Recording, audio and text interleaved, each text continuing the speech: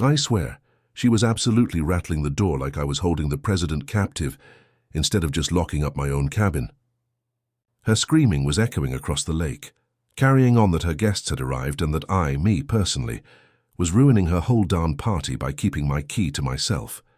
As if my private lake property was part of her backyard BBQ, you know?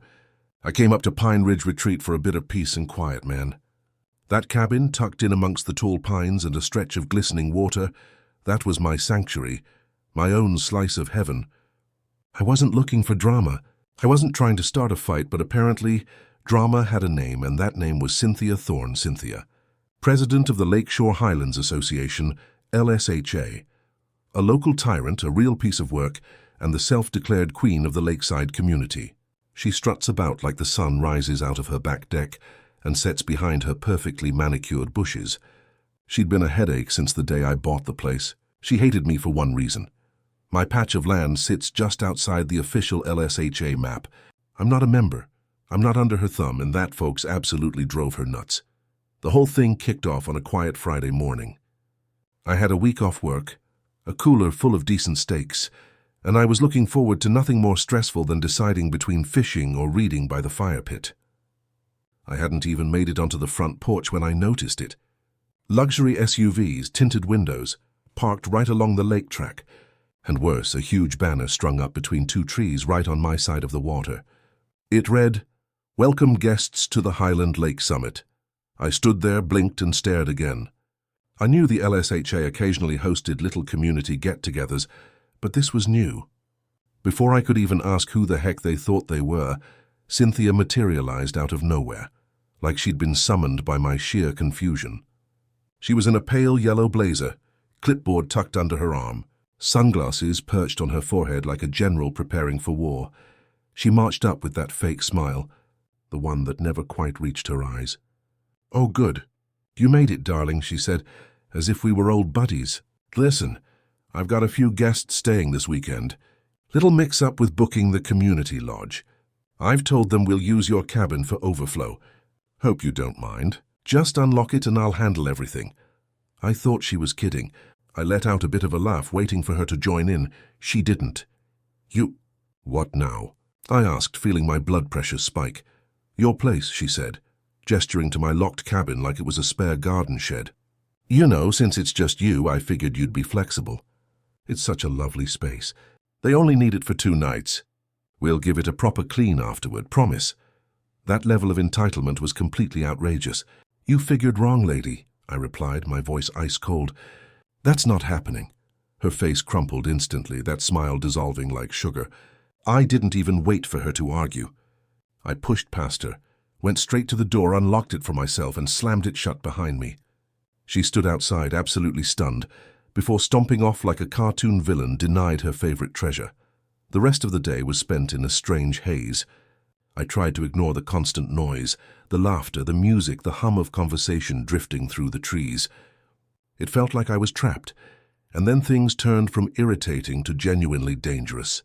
That evening, just as the sun dropped behind the trees, I heard a noise near the side of the cabin. I kept quiet, listening. A metallic scraping. I crept to the back window and peeked through the blind. 2 shadows were crouched near the back door. One was holding something shiny, a massive pair of bolt cutters. They were trying to break in. I flicked on the porch lights and hammered on the glass. They bolted like deer caught in the headlights. My heart was pounding like crazy as I dialed the local sheriff's office. Half an hour later, a deputy named Tim turned up. But instead of checking the property or asking questions, he let out a deep sigh and started, "Look, sir, my Aunt Cynthia, Ms. Thorne, tells me there's just a minor misunderstanding here. Maybe you could be a bit more neighborly or something like that. Being neighborly doesn't mean handing over private property to strangers so they can break in." I snapped. He nodded but didn't write anything down. After he left, I stood on the porch, feeling completely alone, watching the lake shimmer. The next morning, I found a bright orange sticker slapped on my cabin door. Notice of violation. According to the paperwork, I was in breach of LSHA Community Code 14B regarding community participation. I wasn't even a member, but that didn't stop Cynthia from trying to enforce rules that didn't apply to me. I crumpled the notice into a ball and tossed it straight into the fireplace. Later, I popped into town for a few supplies. At the local diner, I happened to overhear two women chatting excitedly about their weekend retreat. They said they'd paid nearly $1,000 each for an authentic lakeside experience, and then one of them showed the other a photo. It was a photo of my cabin, pulled from a booking site. The air absolutely went out of my lungs. Cynthia had listed my cabin for rent. She was charging people money to stay in a property she didn't own. That night I checked every short-term rental app I could find, and there it was. Lakefront Luxe, perfect escape. Fire pit, private dock, no host interaction. The pictures were mine, ones I'd once posted on social media. She'd stolen them and turned them into a fake listing. I screenshotted the lot. That was the moment I realized this wasn't just a petty squabble anymore. This was about control, about pure greed, and Cynthia had picked the wrong guy to play games with. I went into defense mode. I locked the gate across my driveway. I put up a big sign at the edge of my property line. Private property. No trespassing. Cynthia showed up again, face tight with fury, demanding I respect community expectations. I told her I'd respect the law. She stomped off, and I knew this fight was going to be a long one. It turned properly absurd on Monday morning. I was woken by the sound of gravel crunching under tires and looked out to see a white utility truck pulling up. Two guys in orange vests started walking the perimeter of my place, taking photos of the dock and grumbling about code violations. They said they were from the LSHA compliance team.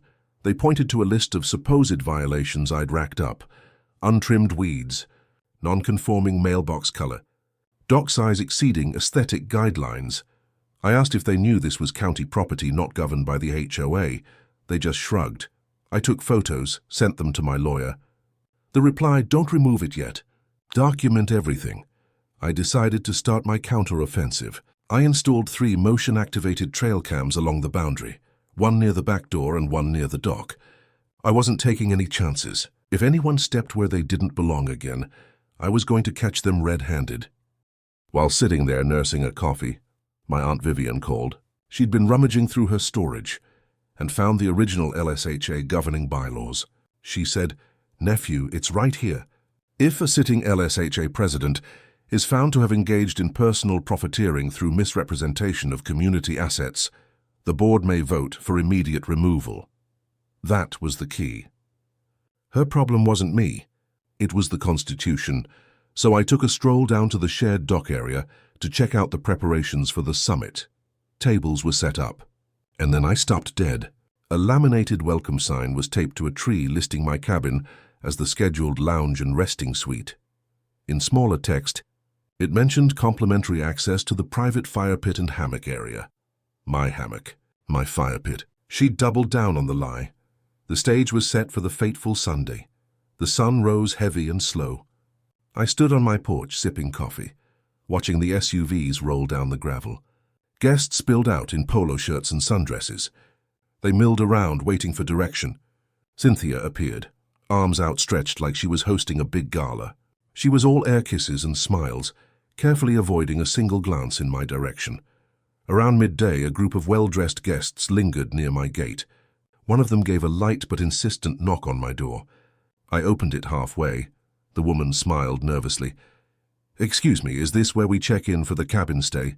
She had a printed confirmation with my address on it.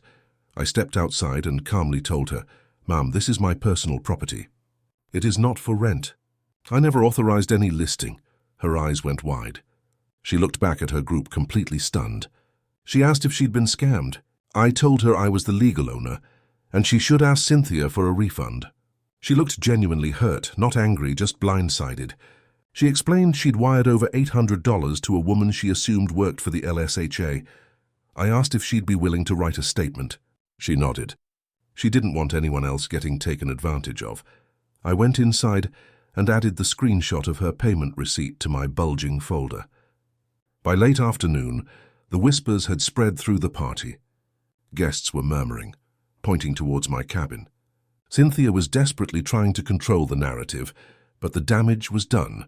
The guest I spoke to had posted her experience on the community social group. The party was absolutely falling apart right in front of her. In the middle of the chaos, someone unplugged the speaker system. The music cut off mid-song, and an eerie silence fell over the gathering. Cynthia tried to regain control, calling it a minor technical glitch, but the energy had shifted. It was no longer a celebration. Just as the sun went down, a different deputy sheriff, this one looked calm and impartial, pulled into my driveway. He'd come to investigate complaints from event guests. I invited him inside, showed him my ownership documents, the evidence folder, the rental screenshots, and the trail cam footage of Cynthia's assistant trying to open the cabin door. He nodded slowly. He said he had enough to file an incident report. I knew I was in the clear. I had everything I needed. At the emergency board meeting, the air was thick with tension. Cynthia sat at the head of the table, composed, but her fingers were twitching as she flipped through her agenda. I walked in with Aunt Vivian and several of my neighbors behind me. When it was my turn, I laid the folder on the table. I presented it all, the fake rental listings, the trespassing attempts, the deliberate vandalism like the time they cut my irrigation line, and the testimonials from the victims. I read the clause from the old bylaws about removing the president for personal profiteering. Every eye turned to Cynthia. She tried to respond, stammering denials, blaming rogue volunteers, but her voice was shaking. Her mask was slipping. Then the woman who had tried to rent my cabin stood up and shared her story in person. She explained how betrayed she felt, how much money she lost, and how Cynthia made her feel like the problem when she asked for a refund. Finally, a board member called for a vote. Hands went up one by one. Even the ones who hesitated finally raised theirs.